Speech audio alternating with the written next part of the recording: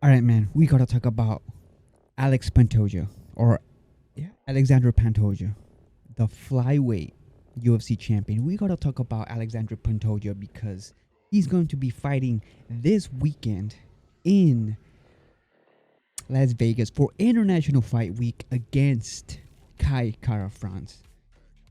The reason I'm making this video because not just me, but a lot of people around the UFC community, around the MMA community, believe that Alexander Pantoja is one of the most underrated champions of all time. And I'm here to tell you guys the reason why I do believe that he is the UFC champion that currently active at the moment, because the amount of disrespect that I've seen from the UFC towards Alexander Pantoja. If you guys take a look at the 10 or the top 15 pound for pound, the best 15 fighters in the UFC, and they have Alexander Pantoja at 9 or 10.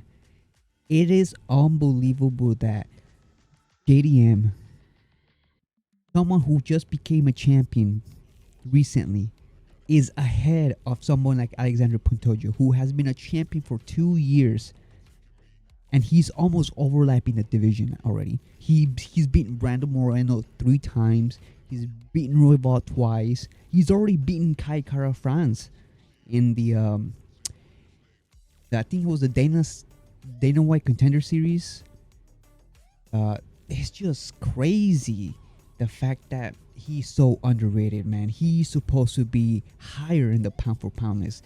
The amount of domination that he's had over the years is crazy. He's been a champion for 2 years. He's been dominating for more than 2 years, because obviously his last loss was against Figueiredo, who is obviously was one of the best flyweights at the time, and he moved up after he lost to Brandon Moreno, and he moved up to bantamweight. So obviously, after he moved to bantamweight, Alexander Pantoja beat Brandon Moreno. He beat the guy that beat Figueiredo. Started, his domination, but he was already dominating after his loss with Figueiredo. Started winning, got in a little in a low win streak, and then he fought Brandon Moreno, and then he beat him for the 3rd time.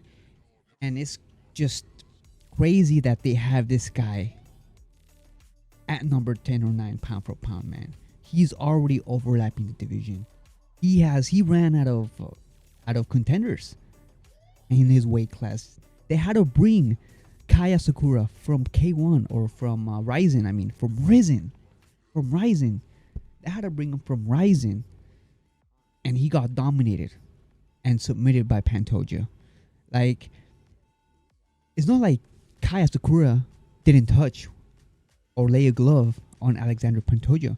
He clipped him with some big shots, but Alexander Pantoja has such great fucking chin, bro. This guy can take a punch. He didn't even react to Kaya Sakura's best shots. And once I saw that, I'm like, yeah, this fight's not gonna last. And sure enough, it didn't last that long, because as soon as Pantoja took Kaya Sakura to the ground, it was pretty much game over. Like, he's such a dominant force.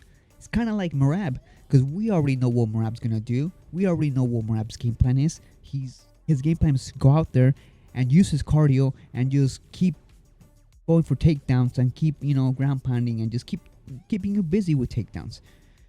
Just utilize his cardio to his advantage. Kind of reminds me a little bit of like that, but because Alexander Pantoja, we already know what he's gonna do. We already know that Alexander Pantoja is planning to close the distance and clinch you and take you down and just dominate you in the ground. That is his game plan, and he's so good at it. Like, he's so good at it. Like, I'm pretty sure every of his opponents already know his game plan, because there's a high chance Pantoja already beat them, but it doesn't matter because they're dominant. And look at his age. He's 35 years old, and nobody's talking about the 35-year-old curse. Maybe because Volkanovski broke it, but Volkanovski has been the only one. But now Alexander Pantoja, he could do it again, and I do believe he's gonna go and beat Kai Kara France, bro. I know Kai Kara France has some big power. He can strike, but I just have a feeling that Pantoja's gonna. He has that chain. He's gonna able to take Kai Kara France's power. He's gonna be able to, you know, cut the distance and take him down, man. And I just think he's because he already beat him, you know. He already. And I just think Kai Kara France hasn't evolved. I think he's just been the same fighter since his loss against Pantoja. He hasn't. I don't think his ground game has developed or anything like that, or his wrestling or any of that has been developed. But maybe because of the whole, the whole Australia, Jack Della Maddalena, Volkanovski, hopefully some of that could rub on Kai Kara France and, maybe do the impossible. Just don't think that's going to be happening here. Pantoja is just that good. I think the only one that can beat Pantoja is either Figueiredo if he comes back down, if he's able to come back down, because and when you move up a weight class or weight divisions, because you can't make, or you can no longer, or you're struggling, to make the current. Normally they go up. And then the other one that I believe could beat him is Brandon Moreno, because Brandon Moreno has looked spectacular, phenomenal after his loss to Pantoja and Brandon Royval. That Brandon fight with Brandon Royval, he looked terrible, Brandon Moreno. But after he came back and fought Albalzi, beat him. He fought Usyk, beat him. Had 2 dominant wins.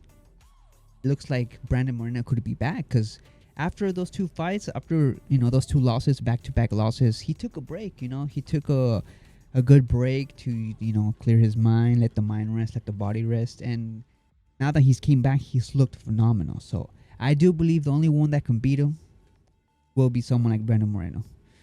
But I just, because if you guys remember, on that last round when Pantoja fought Brandon Moreno for the last time, Pantoja had to get on Brandon Moreno's back.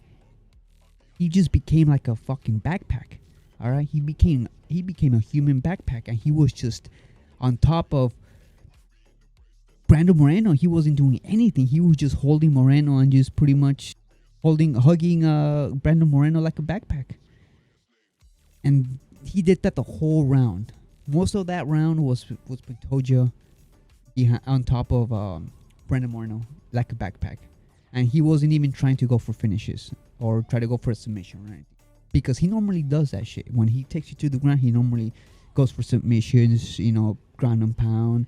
He just doesn't normally just get on top of you without doing anything. But he did it against Brandon Moreno. Why? Because Brandon Moreno was starting to come back, and he started to almost, he was this close of beating Pantoja. So I do believe that this Brandon Moreno now, and let's be honest, Brandon Moreno's younger too. Brandon Moreno's he's gonna beat him if they ever fight again. But at this moment, I do think Alexander Pantoja is gonna beat Kai Kara France. He's gonna submit him. But yeah, man, Alexander Pantoja, the most underrated UFC champion, man. He has 3 title defenses. Been a champion for 2 years, and he's been dominant for more than 3 years. And he just looks like he looks unstoppable at the moment. Been dominating ever since he became a champion. He became 20, 30 times better. Alexander Pantoja is going to be fighting, and he's going to come out victorious.